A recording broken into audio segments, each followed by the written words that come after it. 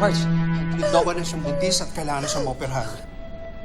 The baby's in distress. Dok, hindi po pwede. 7 months pa lang po ako. Wala po tayong choice. Kapag pinaghintay natin to, mas delikado sa inyong dalawa ng baby niyo.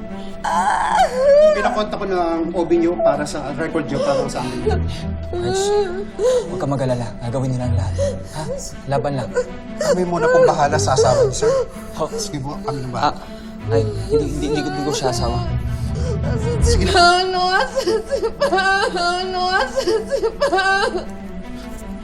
Si Doktora.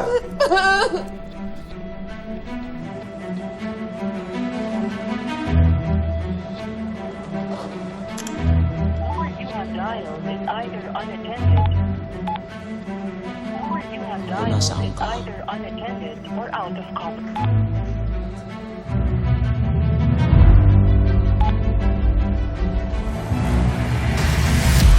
Buti ko na.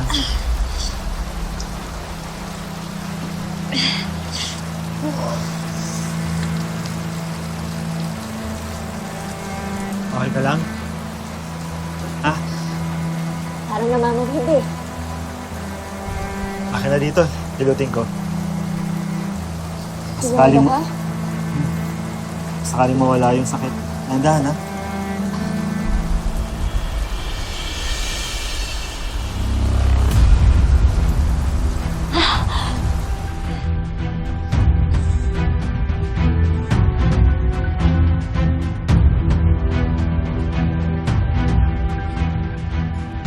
Or you have dialed is either Saan ba kayo? unattended or out of coverage area. Please try your call later.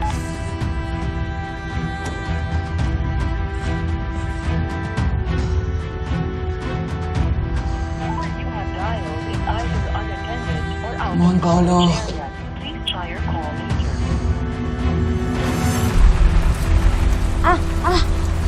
Sige.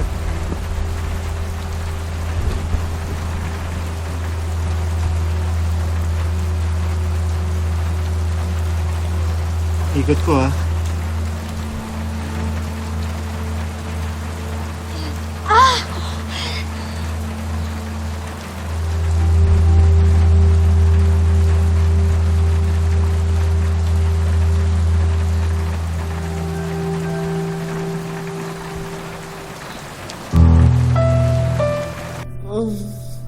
Marge.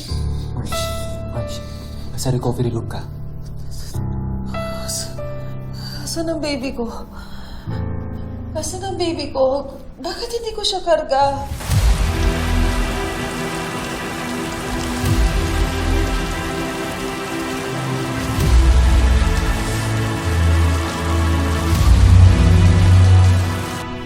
Nasa neonatal intensive care unit ang anak niyo. Very premature kasi, 7 months pa lang. Right now, the baby's very fragile. Buhay siya. Buhay pero critical.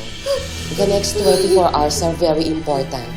Doon natin malalaman kung makakasurvive siya. Gusto ko siya makita. Gusto ko makita ang anak ko. Hindi pa pwede, Marge. Nagre-recover pa yung katawan mo. Nasaan si Paolo? Humiga ka muna. Nasaan si Paolo, ha? Tawagan ko na sila. Hindi lang sumasagot pero minessage ko na. Humiga ka muna. Natatakot ako. Natatakot ako. Hindi ko ito kakayanin. Kailangan ko asawa ko. Asan ang asawa ko?